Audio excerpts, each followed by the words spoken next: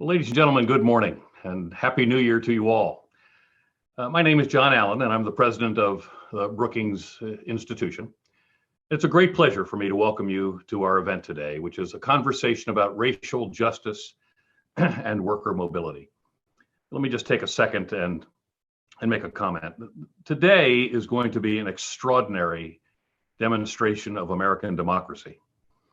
We will probably learn the outcome of the two Senate races in Georgia, which appear to be on track potentially to deliver two Democratic senators to the Senate. We will hear the joint session of Congress vote on the outcome of the Electoral College and the election of President-elect Biden. And we're also seeing Americans in the streets today in Washington, D.C., exercising their First Amendment rights. So today is really and truly an exercise in American democracy. And sometimes it's a bit bumpy, but this is our Constitution at work. And for those of you who may have spent some time with your Wi-Fi down for a couple of months or tuning in from overseas where you've not been paying close attention to these events, today is really an important intersection of our democracy in the context of our Constitution. So pay attention, buckle up, and at the end of the day today, we'll have some very interesting observations, I think, for us all. Now, in consequence of so many of those actions, today's convening is the second part of our latest project called Brookings Blueprints for American Renewal and Prosperity. Launched just this past December, our Brookings Blueprints aim to realize a vision of a renewed America in 2021 and beyond. Now, over the coming months, we'll be continuing to release a series of papers and conducting events that are featuring scholars and experts from all across Brookings in the hopes of advancing these big ideas that will help our nation and the world emerge stronger, more equitable, and more resilient than ever. As for this morning, given the pressing need to develop an enduring path towards shared renewal and the healing of American society, our topic of racial justice and worker mobility really couldn't be more appropriate or more important at this moment. From the terrible devastation of COVID-19 to the effects of massive economic downturn and the ongoing battle with systematic racism and racially biased violence, communities of color and lower wage workers have in particular endured so much in these recent months. At this very moment, over 10 million Americans are currently unemployed, and many of whom are people of color, women, and lower wage workers. Indeed, real unemployment may be, in fact, much higher as individuals across the nation drop out of the workforce, in many respects, out of despair, due to a lack of opportunity, and frankly, a lack of hope.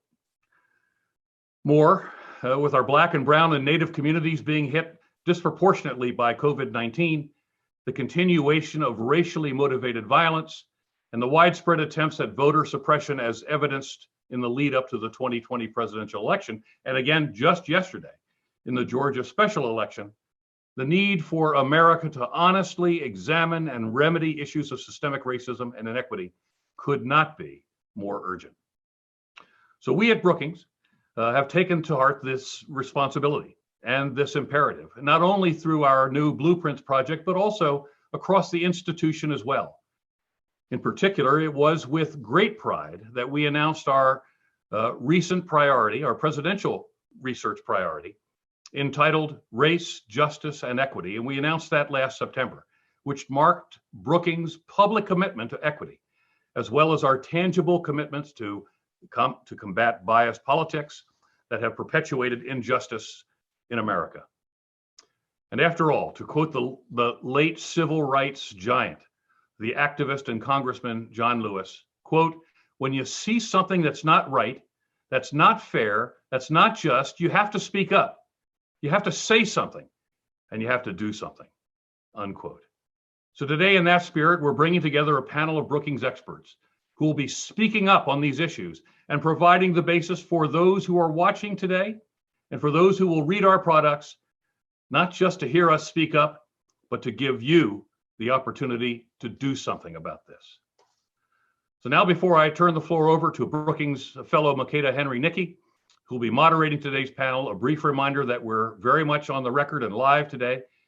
And should audience members want to submit any questions, they're welcome to send them to us via email at events@brookings.edu or tweeting @BrookingsMetro using hashtag @BrookingsBlueprints. Thank you all so much for tuning in today. It is an important day in American democracy. It's an important day for Brookings in releasing these blueprint papers. And I look forward to the opportunity to release the rest of them in the very near future, where we'll have additional subsequent events. So let me now turn the floor over to Makeda to get started. Ma'am, the floor is yours. And thank you very much for convening as a moderator for us today. Thank you, John, for your remarks. Thank you for the introduction. And thank you again for your leadership on this Blueprint series. Thank you. I want to say a Happy New Year to all of those tuning into our conversation today on racial justice and worker mobility. We have a lot to be optimistic about at the start of this cliffhanger of a new year. With the passage of the latest COVID relief stimulus bill, much needed cash subsidies are finally on their way to struggling families. An ambitious vaccine campaign is also underway, rocky start, but underway nonetheless. And the White House and Congress today will begin a reluctant but inevitable transfer of power. And yesterday, as John mentioned, voters in Georgia changed the political alchemy of this country. They not only elected the first Black senator in the state's history, they consequentially altered the balance of power in Congress. And I'm going to call it for AP. But the state has other lessons to offer, particularly on the products of structural inequality. Since 2010, 8 critical access hospitals have closed their doors, 2 as recent as this past October. In the middle of the COVID pandemic that has claimed nearly 360,000 lives today, this morning. The state finds itself in the unenviable position of having 55 counties without an operating hospital facility, 9 counties with no physician at all, 76 with no OBGYN, and 60 without pediatricians. Zooming out to the national level, 10.7 million people have lost their jobs. A lot of despair, as John said. Those that are unemployed are disproportionately people of color and low-wage workers who are withering, just withering under the brutal weight of this economic devastation. People of color are more likely to contract COVID. And I know you've heard that fact over and over again, but it bears repeating. It is the lives of real people, our neighbors, our sisters, our children. 40% of Black and Hispanic households with children have experienced food insecurity as a result of job loss. These same households are hyper exposed to evictions and housing insecurity as a result of the pandemic. This is a moment of reckoning for Congress, the Biden-Harris administration, and local leaders across all communities, not just those impacted by the pylon of crises, of which job loss, COVID, evictions, and food insecurity rank at the top. Simply put, our political economy is failing communities of color. This avalanche of crises is a product of the institutionalized precarity of working class people in this country. We need to reverse course. We need an urgent new political economic structure that not only preserves the economic security of vulnerable communities, but one that sparks an inclusive economic renewal for them as well. I'd like to welcome our panelists who have helped Brookings kickstart this call to action for bold, innovative policy ideas, right, to seed this new political economic infrastructure. I'm pleased to share the virtual dais today with 3 of my colleagues who each authored a blueprints brief. Joe Perilla is a fellow in the Metropolitan Policy Program here at Brookings. His research focuses on business dynamism and inclusive economic growth policies. Welcome, Joe. Next, I'm delighted to introduce Jenny Schutz, also a fellow with the Metropolitan Policy Program. Jenny's research focuses on affordable housing policy, land use regulation, and neighborhood change. And finally, I'm pleased to introduce Vanessa Williamson. Vanessa is a senior fellow in our governance studies program here at Brookings. She studies the politics of redistribution, and we'll have a lot to say on that. She's the author of Read My Lips, Why Americans Are Proud to Pay Taxes. Welcome, Vanessa. So before we get started, I want to do a bit of housekeeping. And to give you an understanding of how we're going to run the show today, I will moderate a 45-minute conversation with our panelists to help unpack their papers and elaborate on their bold policy recommendations, so to speak. Then I'll open up the dialogue to the audience. Our panelists, as am I, we're all eager to hear from you. So please send us your tweets via the hashtag Brookings, and that's Brookings with an S, blueprints. And also email us your questions at events@brookings.edu. So I'll get started and turn to Joe.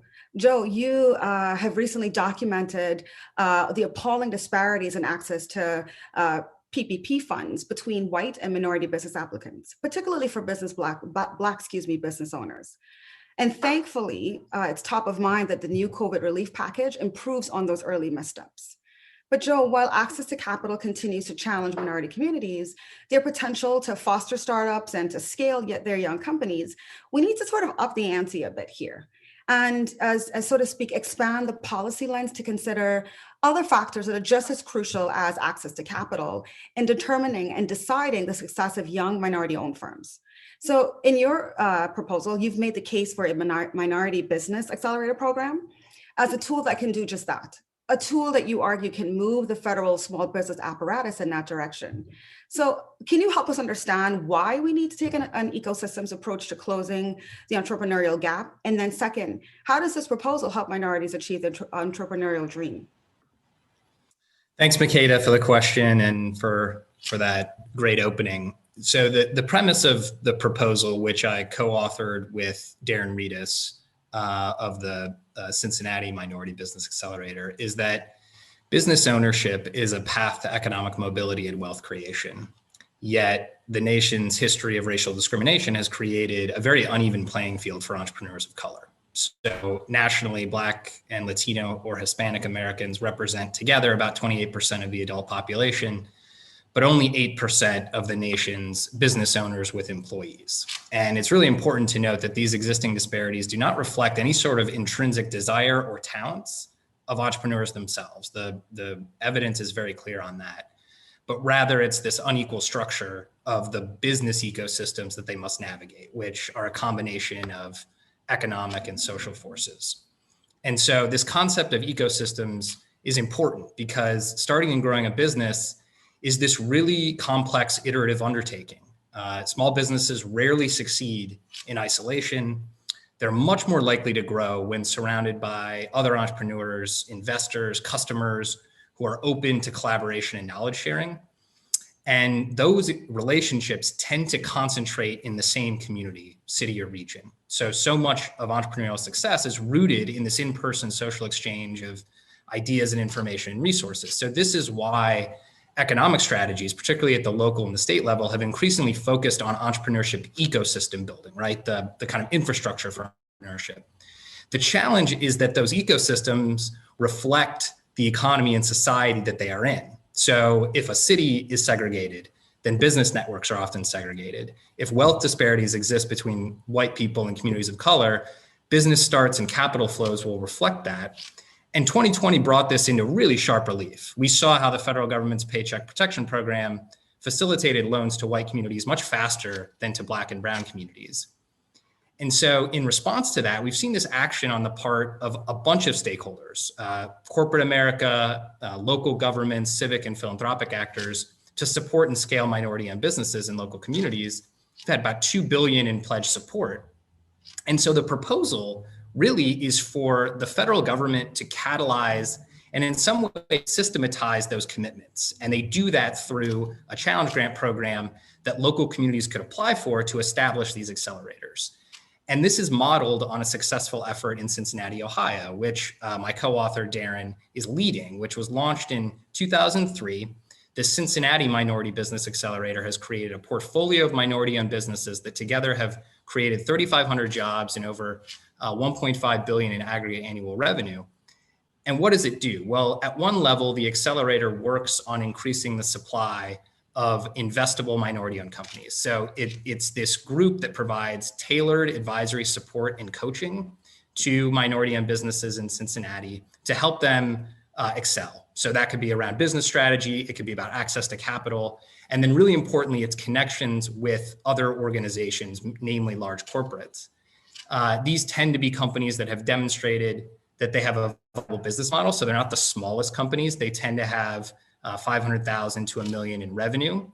And they are ready to kind of take that next step to scale their business. And so the second thing the Accelerator does is it works on demand, specifically working with the largest companies and anchor institutions in Cincinnati to help them meet their pledged diversity and inclusion goals. So these goal setter companies together, which are large Fortune 500s, hospitals, et cetera, they are trying to contract with this portfolio of minority-owned businesses, and the Accelerator is essentially the matchmaker that helps them connect to these as vendors or suppliers.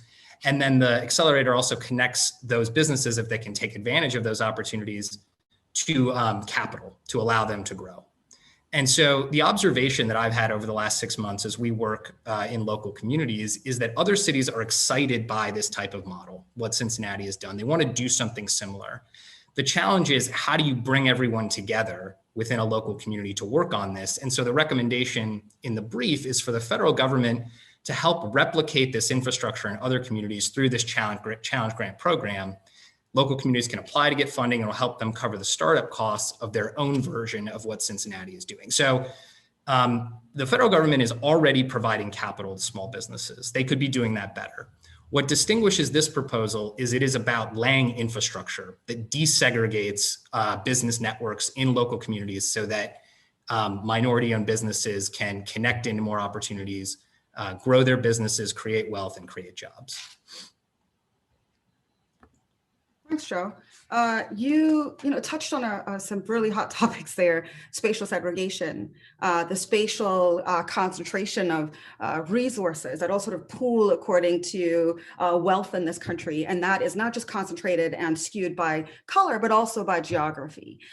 So to focus on identifying a company that a minority-owned company that can gross $1 million in revenue, and then also convert into a business that can create jobs and employ workers, we need to definitely begin to take on this question of how do we close the gap through the federal system in terms of racial financial inequality. So regardless of how we measure this concept, and Jenny, I want to bring you in here, the gaps between Black and white households are astonishing. The most generous measure puts the gap at 10 to 1. So for people who aren't, particularly good at fractions, that means for every dollar that a white household has accumulated in wealth, Blacks have just amassed only about 10 cents. That's staggering. And to disrupt this racial wealth gap, some of this surely turns on access to home equity to be able to provide the kinds of capital and resources that Joe's proposal needs to sit on in order to create that foundation and infrastructure. But that wealth building channel is only accessible to about 44% of Black Americans who are homeowners. And to be clear, home equity is a stock asset that grows slowly over time. But it's a good place to start at scale. So scale, flow, stock, these concepts matter, and they have to be synced in time in order to have policies flourish and to thrive. You argue, Jenny, that modification to the mortgage interest deduction is part of the solution. So help us understand the connection between MID and race, and what kinds of changes do you think we need to implement to use the deduction as an inclusive wealth building tool? Sure, thanks. So I actually want to back up a second before we get into the specifics of the mortgage interest deduction proposal, and just remind people that one of the reasons we have such an enormous wealth gap between particularly Black and white households is because the US has really relied on homeownership as the primary wealth building strategy. And actually, homeownership is not guaranteed as a way to build wealth. And so one concern is that we have put all of our eggs in this basket in terms of policy, and it hasn't turned out particularly well. Whether you build wealth through a home or not depends a lot on where you live and on when you buy a house.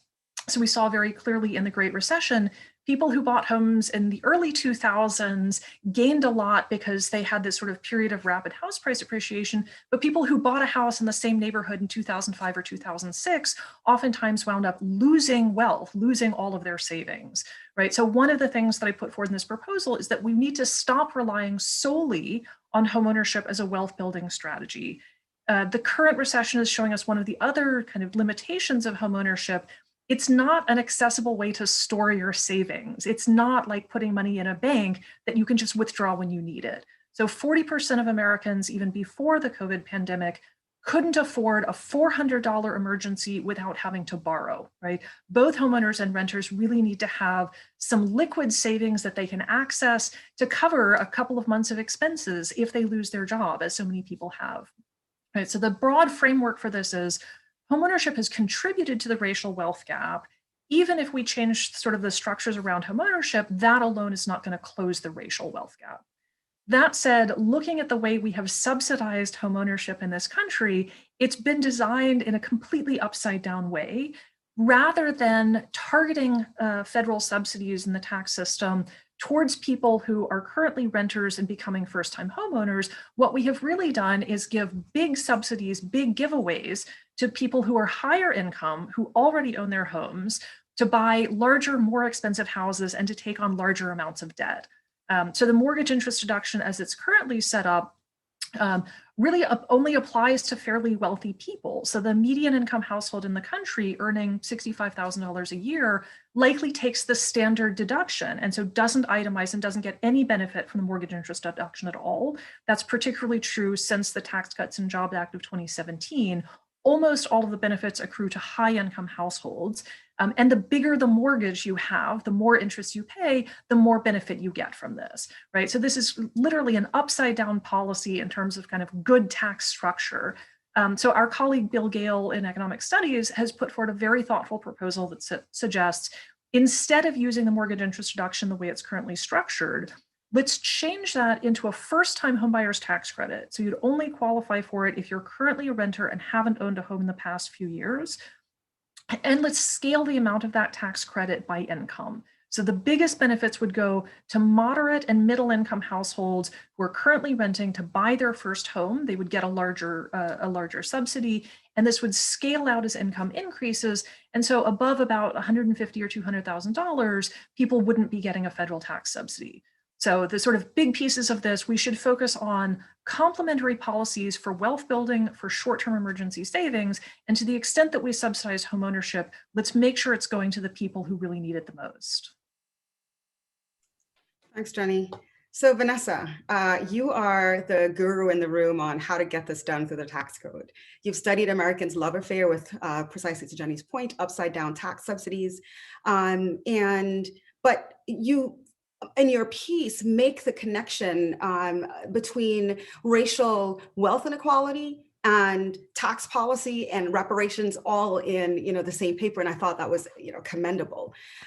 So in the after the Tax Cut Jobs Act, we don't have a lot of fiscal space to even shift resources from wealthy and upper middle class households through the mortgage interest deduction over to the first-time home buy as part of the ledger, so that we can bring more homeowners, particularly minority homeowners, into the home equity the home ownership landscape. So a lot of moving parts, and even for Joe's proposal, we need revenue to generate to be able to fund whether it's a challenge program that eventually scales to help close the entrepreneurial gap.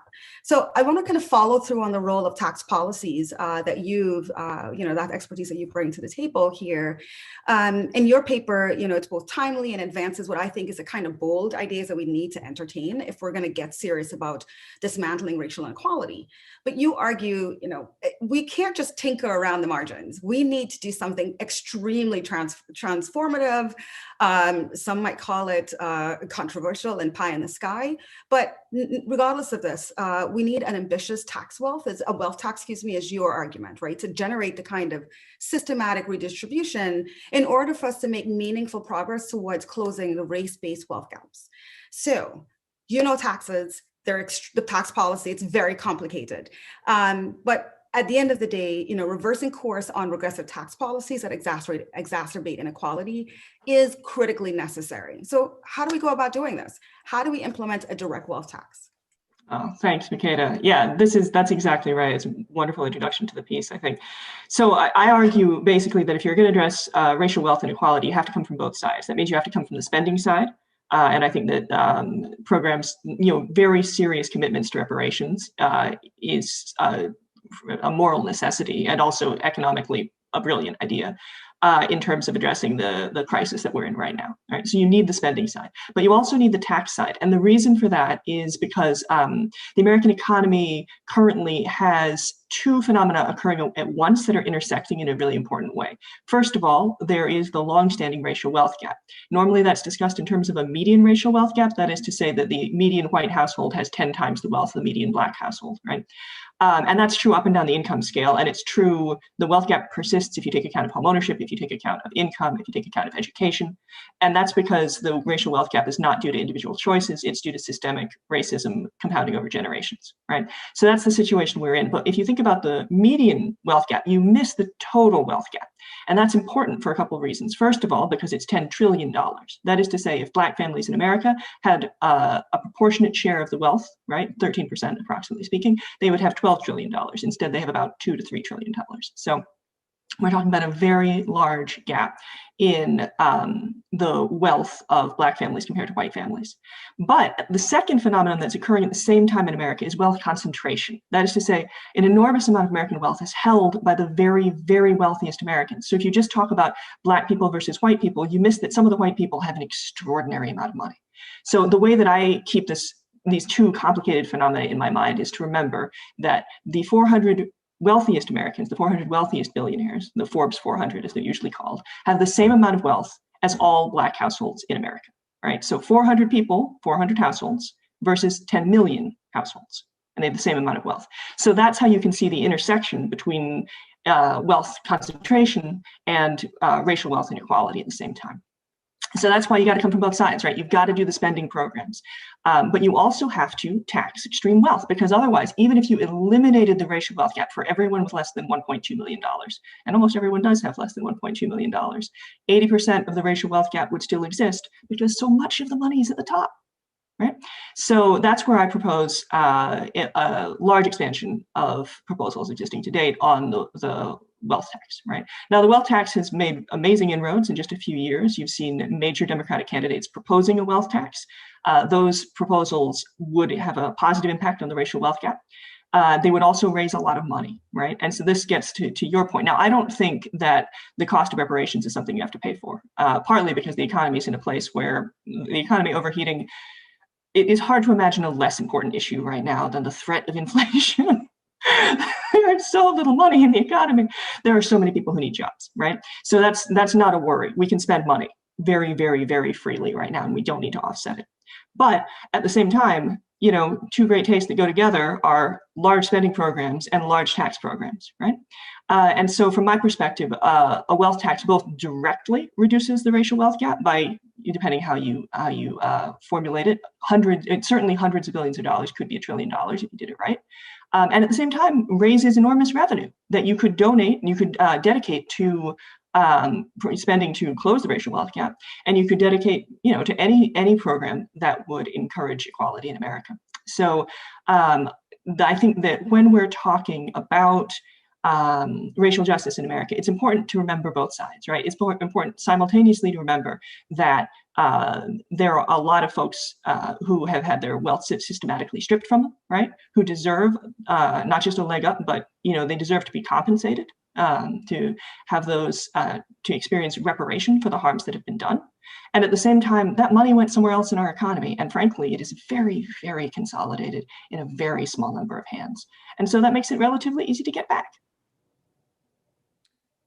Okay, relatively easy to get back. Easier said than done, but I like the optimism and I will continue to roll with that. But you do point to an important, idea here that, wealth concentration is really at the core of racial inequality and the racial wealth gaps here. So we need to design a way to redistribute resources and deconcentrate that wealth. but we've got to do it pragmatically as well. To Jenny's point, part of this needs to involve diversifying, so to speak, our race equity policies, and not just, over rely on the housing pillar alone. Joe, I want to kind of go back to you because I like this idea of the accelerator, because it does that. It slides in and it starts to come in on the spending base piece to help deconcentrate wealth and spread resources in an intentional way that can bring in communities that have been left behind, but find the companies that have promise and that can scale, but need the investments, not just capital, but access to purposeful, high quality social, professional capital networks. So there's ample evidence that points to the efficacy of accelerators as a policy intervention that you say spurs entrepreneurial growth and can seed this kind of inclusive ecosystem movement. We've seen in the studies and research that accelerators, they're associated with increased deal flow, and that's great, right? Venture capital funding's coming in, both on a level and a volume perspective. They also generate positive spillovers, and that's important to other participants that are not accelerated or participate directly in these networks.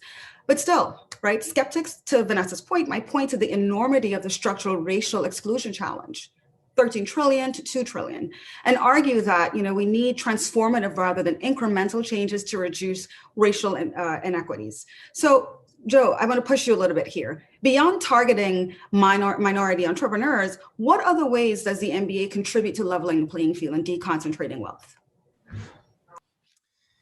I think this is why we're having a multi-issue panel discussion right now, is that this is going to take a portfolio of policy changes across multiple domains. And so I like the way, Makeda, you said, look, we need a baseline of big structural changes in tax and housing, which are significant influencers of the racial wealth gap. And I guess my argument is that within that portfolio, we need more targeted federal interventions that bring the federal government in line with modern thinking on how local economies grow and how we do that in an inclusive way. And so I think that's where this fits in. It's a precise tool on a particular issue that currently the federal government hasn't spent much money on. So for instance, the federal government spends 25 billion on capital for small businesses. It spends about 40 million on these types of ecosystem investments. Now, do I think, tripling that or even 10xing that will solve the racial wealth gap? No, but I think that if you were to attune that tool from the federal government in a smarter way, you would do something like this. What would the knock-on effects of that be? Well, presumably, if more minority-owned businesses are growing and scaling, for the owners and the families, that's creating generational wealth. And the evidence suggests that that is a pathway to economic mobility for Black and Brown individuals. So for those families, that's transformational. Achieving a density locally of people that are making that journey does create ripple effects from a community basis. And to do that, absolutely, we need the freedom that would come with the economic freedom that would come with a baseline of something like reparations, right? That just opens up more resources for people to pursue their particular path and reach their productive potential. But in the meantime, I think there are ways that through business ownership, you can do some sort of like reparative capital strategy, meaning that non-government actors that are wanting to make a change as a result of the events of this summer in the near term can look at how they spend money in their communities from perspective of suppliers and vendors, and then make decisions in the way that this accelerator could facilitate. And if that creates a density of business owners in a local community, then that has broader spillovers, right? It's more resources for things like education and housing, right? These baselines of economic opportunity that are also subject to racial equities. You have the spillover effects in terms of social networks, where you just have more diverse entrepreneurs that have been there and done that, and then are passing that knowledge back in a way that is hyper relevant to the next generation that's coming up. So I do think that there are knock-on effects, but I also want to be clear that I think that this is part of a much broader portfolio that would involve the proposals that my co-panelists are talking about. Surely.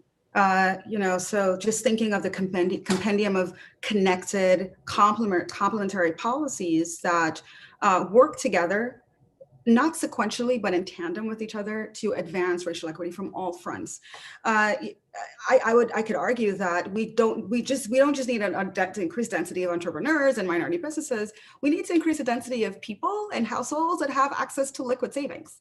And Jenny, you make that point that the racial wealth gap, the way we think about closing it, is almost exclusively centered on homeownership, and that also is motivated from an access to capital framework. How do we increase the supply of mortgage credit going to minority borrowers and minority communities? And that's important, but that overshadows the role of racialized income inequality and the contemporaneous disparities in access to retirement savings, paid sick leave and unequal pay that work in real time to compound the wealth gap. So to me, all this together suggests that we need to address both the historical and contemporary inequities simultaneously, but not sequentially. We can walk and chew gum too. Some of these ideas you've touched on in your piece, specifically talking about this federally subsidized individual development account. I really like that idea. It almost reminds me of the Save As Credit, which we don't pay enough attention to, but to Joe's point, feels like a more precise tool. So how do you think we should scale this idea to reduce income inequality? And perhaps does it have any relevance in your view, Jenny, to the Save As Credit that we already have in the tax code?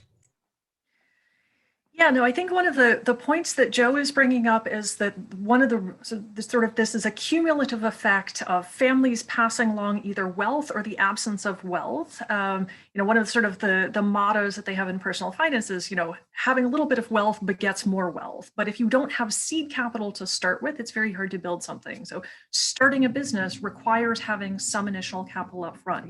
Buying a home requires having savings for a down payment. And we really haven't designed most of our tax policies particularly well to encourage that sort of building some initial capital outside of retirement accounts, right? So the tax preferences are mostly for saving for retirement, but people have to have money before they get to that point. So there are two things that would be really helpful. One is individual development accounts, and these are specialized savings accounts that offer a subsidized match rate. So if an eligible household contributes 5% or 10% of their income and puts it into an IDA, that there will be a subsidized match of that. And the subsidy could actually be more than an equal match. So say somebody puts aside 5% of their income in an IDA, and the federal government could match this at 10%, right? And so we know, for instance, that among young households, they're the least likely to have wealth because they haven't been earning for that long. But the typical white family under age 35 has a net wealth of $24,000. The typical Black family of the same age group has a net wealth of $600, right? So this shows you sort of what a disparate starting point people are coming from. IDAs would be particularly helpful for people who not only earn low incomes, but don't have family resources and wealth to build on. And an IDA would help people, similar to the Savers Credit, to help people put aside funds, and particularly to put aside funds that can accumulate for these sort of big ticket expenses, right? So IDAs can be drawn down to pay for post-secondary education, for instance, or a down payment on a house, or to start a business. So it's really a way to build a pot of savings that you can tap into for these sort of longer term needs. Pairing that with a child development account would also go a huge way towards closing the racial wealth gap. The idea behind a child development account, or baby bonds, as they've been referred to as well, is to give a chunk of money up front to every child that's born in the US. This can be scaled by the wealth of the family. So to Vanessa's point, people who are born into a family where the family has $1 million in wealth don't need the startup capital, but families who have no wealth so far would get potentially up to, say, $2,000 per kid. That goes into account that accumulates interest over time and could be matched over additional years. When the child turns 18, they can draw down the funds again for these sort of distinct purposes, for education, to start a small business, to buy a home. So these two things together although they don't necessarily have to be designed based on race, because the racial wealth gap is so enormous, most of the benefits would accrue to Black and brown families, to Native families, but also basically to any family that doesn't have assets and have wealth. So these two together, funded potentially by a wealth tax, would be a great way to make a big chunk of the racial wealth gap go away relatively quickly and provide this seed capital then so that families can engage in all sorts of productive activities, right? Families that have capital can engage in things that create ripple effects and spend back into their community. So we get a big multiplier effect from taking wealth from families that have a lot and don't miss it and give that to families that have almost none and allow them to achieve much more of their economic potential. Thanks, Jenny.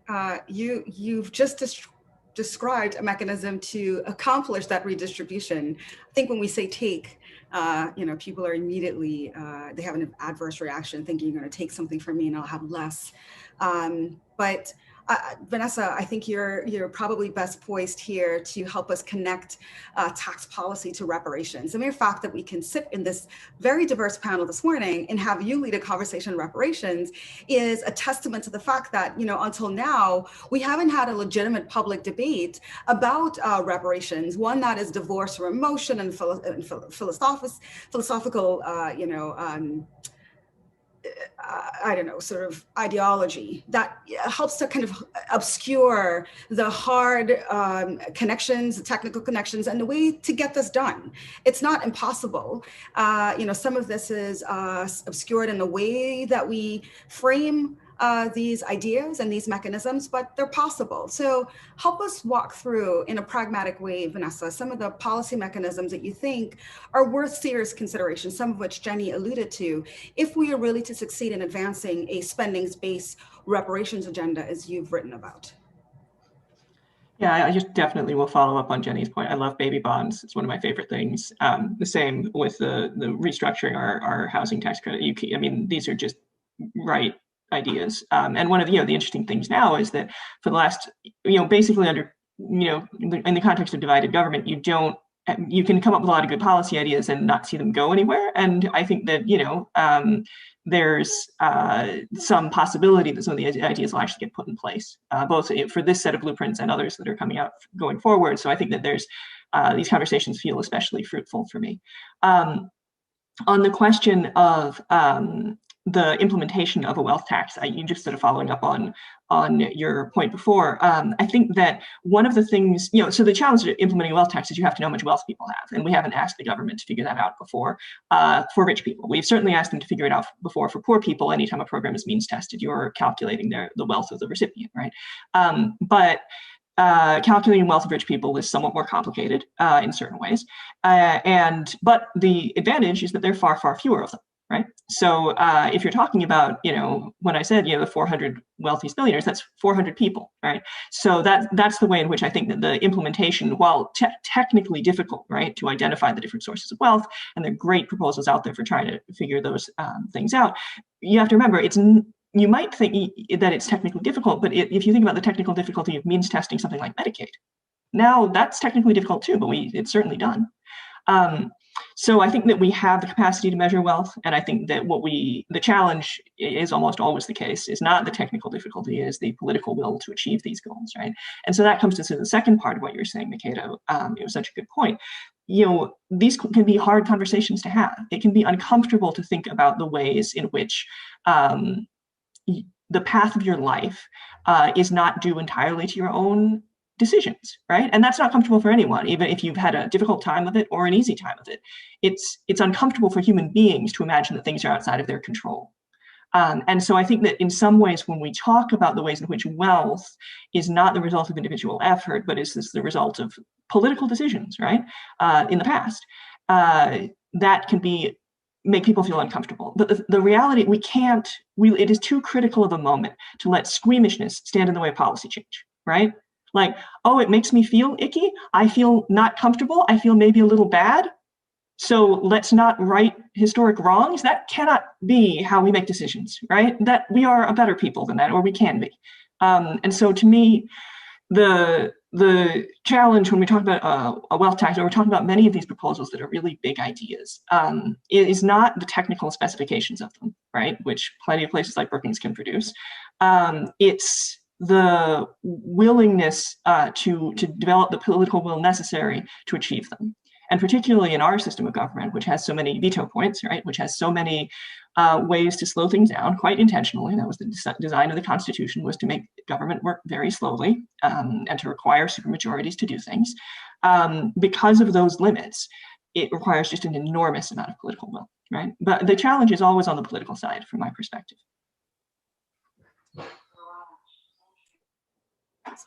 Great. Vanessa, I can always count on you to see this with some very controversial, really, but brilliant ideas here. So I want to kind of turn and include our audience in the discussion. Some people have been really proactive in submitting questions ahead of time. Thank you.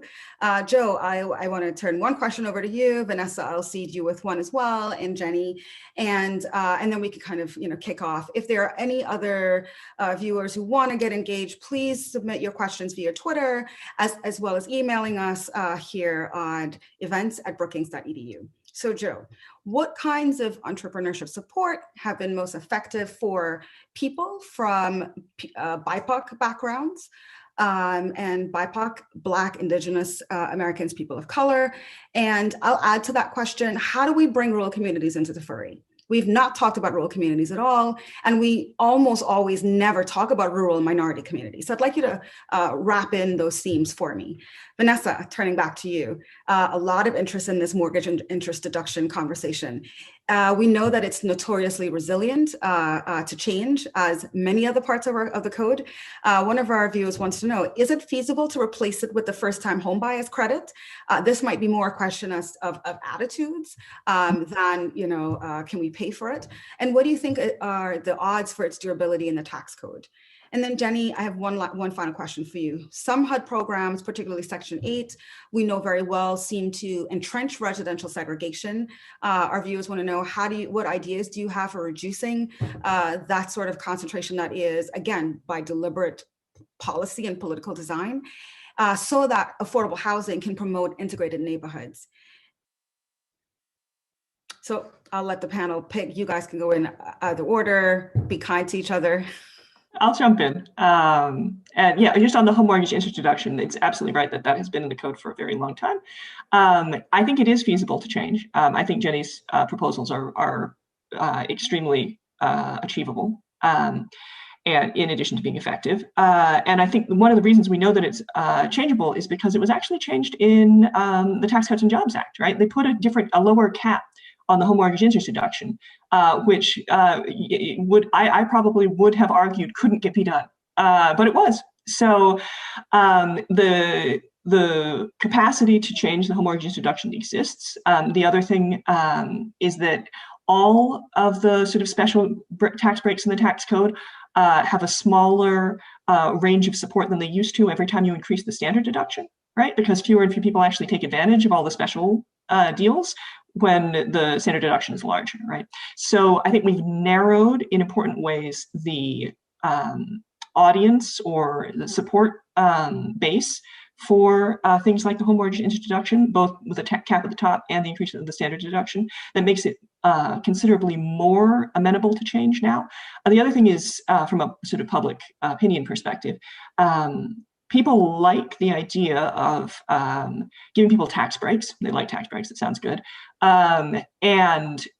Which means things like the home mortgage introduction sound good, because they like tax breaks for things that sound like things you should be doing, like owning your home. But when you explain, as we've been explaining today on this panel, that the way it actually works out is that rich people get a lot more money than lower income people, when the policies are so obviously regressive, they become less popular, right? And so you can see that in all kinds of survey experiments testing the impact of tax expenditures. So I think that there's real room to increase public understanding on these measures and to thereby change opinion, in addition to the basic politics of this being somewhat easier as a result of the Tax Cuts and Jobs Act. Jenny, I'll be a little bit unfair here to you. We've got a couple other questions piling on from Twitter that are very related to the Section 8 question here.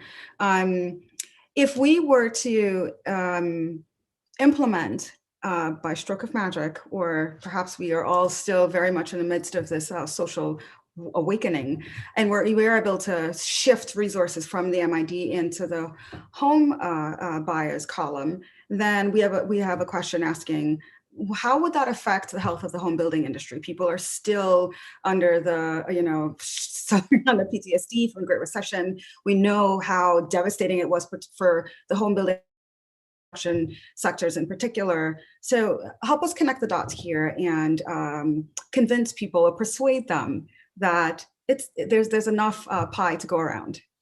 Sure.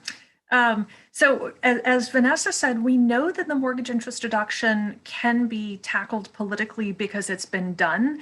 The other sort of useful piece of evidence we have from the change in the Tax Cuts and Jobs Act is the mortgage interest deduction was shrunk at the top end, right? So the cap was shrunk from $1 million to $750,000, and the world did not come to an end.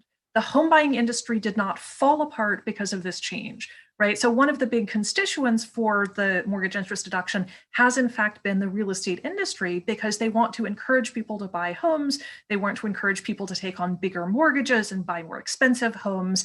But it turns out that if you shift away some of the demand from this sort of very high-end real estate, right? So what we're basically doing is subsidizing people who are wealthy enough that they would already own homes. Much of the benefits actually go to people who are buying their second home or a trade-up home or a vacation home. That's not really stimulating more demand for home building. That's just stimulating demand for sort of, upgrading. If we changed to a targeted first-time home buyer tax credit, what that would really do is increase demand for first-time homes for sort of entry-level homeownership units, which could be more modest single-family houses, row houses in infill locations, and in urban markets for condos, which are more and more becoming kind of the entry into home ownership in expensive places.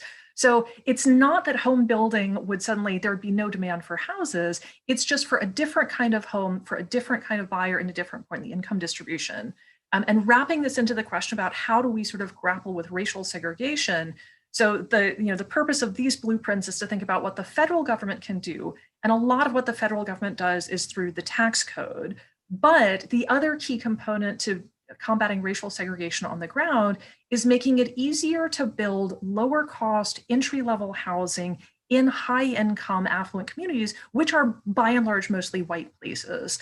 That's actually not something the federal government has a ton of leverage over, because decisions about whether you can build, say, townhouses and apartments are made by local governments who determine zoning. So really, to combat racial segregation, we need both to provide more support for low and moderate income households to be able to afford high quality housing, and local governments need to make these changes in their zoning codes and their regulation so that it's feasible to build entry-level homeownership and good quality rental housing in very expensive communities, which are mostly filled with rich white people. So, Joe, in addition to responding to the questions on kinds of entrepreneurial support systems, I've got a question here from the National Association of Counties around, are there any other levers that you could point to so that local governments can manipulate and influence to expand on or to up the ante on some of their economic mobility and racial justice issues at the local level? Okay, so I think that's three. Let me try to go in turn. On the most recent question, I think that's a fantastic question. Historically, local government and state government economic development policies have focused on larger businesses through things like tax incentives. I do think there needs to be a rebalancing such that elected officials are kind of using their bully pulpit to talk about entrepreneurship ecosystems. So for instance, the mayor of the city of Birmingham brought together the corporate community in Birmingham, Alabama to launch something called a Vital Initiative, which is about democratizing data on kind of the demographics of suppliers within those large institutions, and then setting some goals around that. And so the mayor just did that because, he has a bully pulpit. So I think that's one. Two is, you could rebalance the supports that government provides in some instances. So instead of for instance, a property tax abatement for a large employer to come in, you could rebalance an economic development budget to focus more on kind of supportive grants to adopt new technologies or to spur a process innovation within the business. So these are much smaller amounts that are targeted at smaller companies, but that maybe suffer from market failures in terms of investing in innovation, which would then kind of catalyze growth within those companies in the region as a whole. So I think there's multiple, and it's a great question. On rural areas, it's hard because a lot of what I'm talking about right now requires business networks that operate at a certain scale, right? So there are network effects. Like being in Silicon Valley is easier than being in a small community because there's just more entrepreneurs around you, there's more opportunities. It's potential that the internet will, this was the promise of the internet, was that the world would flatten, and in fact it concentrated. Perhaps that was just a lag, and that the pandemic has put all of us online in a way that it's just becoming more normalized. And so that includes social networks. So there's a good entrepreneurship support community on Twitter, right? There's ways for people to connect that are perhaps not physically proximate, but could do so online. And then, that has also enabled sales of goods and services as well. So if you prefer a rural lifestyle, you could still have a business that serves a national or global market, depending on what it is that you're offering. But I won't sugarcoat it that the broader dynamics around technology, globalization, human capital are pushing opportunity towards cities, not always the biggest cities, but just cities of a certain scale and away from rural areas. So it's a really hard problem. And then the third question was just kind of the general framework for entrepreneurship support. And I kind of put it in 3 buckets in terms of what is distinctive about a general entrepreneurship strategy versus one that is more interested in focusing on racial inequity. The first is around capital. So for all the reasons that we've talked about, there are wealth disparities. And then so we've seen some replication of the family and friends pool. So philanthropic or government or corporate sector actors are pooling money to kind of replicate that friends and family pool and giving access to entrepreneurs of color to that to try to kind of address that gap. But there's also other kind of capital access mechanisms that have to be tailored to folks that just have less generational wealth to rely on. The second is around the nature of kind of the entrepreneurship infrastructure. And this is about, in some cases, who leads. So I think empowering leadership among leaders of color who have been entrepreneurs or really understand those ecosystems. And our colleague Rodney Sampson and Del Gines have a great paper on that if folks are interested, and we had an event in December that touched on that. And then, that relates, I think, to just the way that, as I said, information and knowledge about starting and growing a business spreads, and, how we can build intermediaries that try to disrupt some of the segregation and social networks that apply to the business world, so that that really valuable knowledge is making its way everywhere, not just to where social networks that are influenced by segregation, how it naturally flows within that historic framework. Thanks, Joe. Vanessa, I have one last question for you. We have heard so many of these proposals, both here in this series and in other arenas and at other moments in time. One viewer wants to ask, it's $1 million question. What are the chances of these policies passing? And how can we make sure something actually happens? Well, as I said, the American political system does privilege inaction in a number of very serious ways. There is, I think, substantially more of a chance of legislation of some size moving under conditions of unified government. And so that is a decision that is, I guess, was decided last night, and we will know for certain how that's going to work out later today. But I think that there is certainly room for a very large amount of economic stimulus in the economy, indisputably. And so there's somewhat more chance of that happening. And so basically, there are a lot of opportunities, I think, to slide important carefully constructed policy proposals of the sort that proposed by my colleagues here into legislation that will be moving and is much more likely to be moving now than even a few days ago. So I think that there's real room for substantial policy progress in 2021.